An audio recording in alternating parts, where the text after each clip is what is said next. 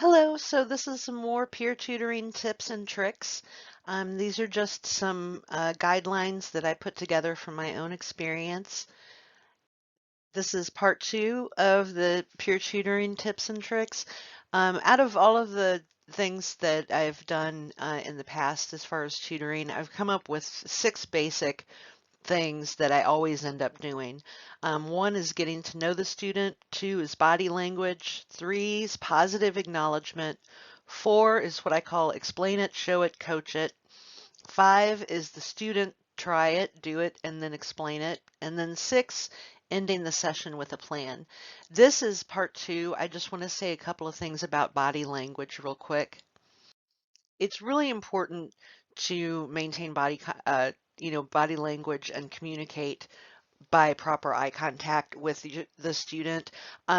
If you put yourself in their shoes, they're probably feeling, awkward coming in. They don't know you at first, and you're coming in and asking a stranger and a peer, no less, to help you figure this stuff out. So it's got to be awkward for the student. So the best thing you can do is to make them feel welcome and invited, and you do that by your body language. So basic things on body language are one, maintain eye contact. Listen when you're listening to the student, when the student's talking to you, look at them. Even if they're not looking at you, they could be thinking of something, but they can feel that you're looking at them, and that shows that you're paying attention and interested in what they're saying. Two is sitting with an open body position, facing the student.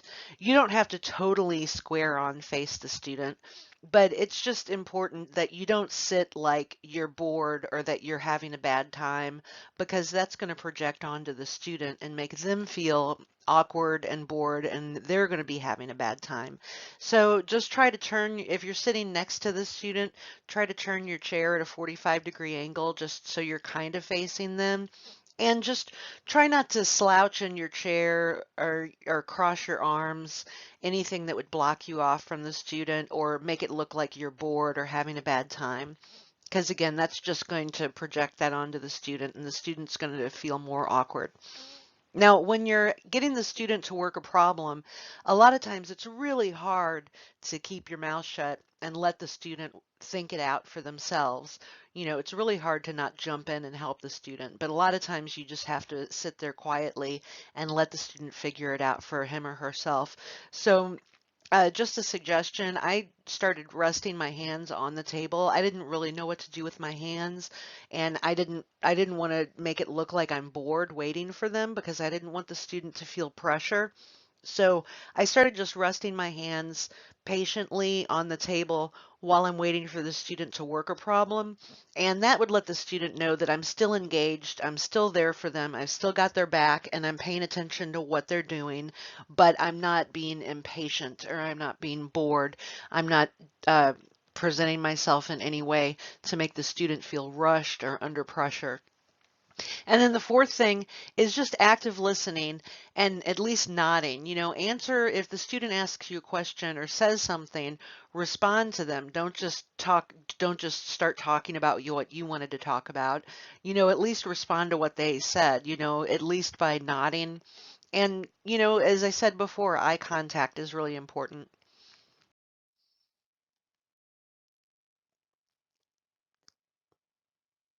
So the open body position facing the student, it just shows that you're interested and that you're present with the student, that you got their back and that you're here with them and for them. And you don't want to play with your phone or start doing other distractions while you're waiting for a student to figure something out or solve the problem or look something up in a book. Even if you feel like, you you're just killing time, and so you start dawdling or doing something else, going through the students' reports. Don't do that, because it just makes the student feel like you're being impatient and that you have better things to do and you want to get out of there. So it makes the student feel rushed. Put yourself in their position, and how would you feel if you're already awkward and shy coming in asking for help, and then the tutor acted like they had somewhere better to be. So just don't do something that's going to show that's going to look like you're bored. And don't get your phone out and start playing with it. I know it's a habit everybody gets into, but it's just really important to be there and be present for the student.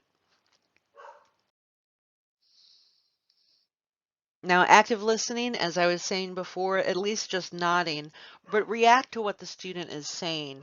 Don't just wait for your turn to speak and then say whatever you're going to say. Answer the student, even if they just said, I went to the store with my mom.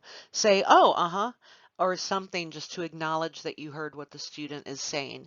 That makes communication go a lot more smoothly and it makes the student feel like they're being heard. It also shows that you're happy to help and that you're happy to be in the conversation with them. And it puts the student at ease and it builds trust so the student can open up to you and really tell you what's going on with them so you can best help them. And thank you again. This was a short one. You can check out the rest of my YouTube tutorials on channel S. Rusan 2 at St. Louis Community College.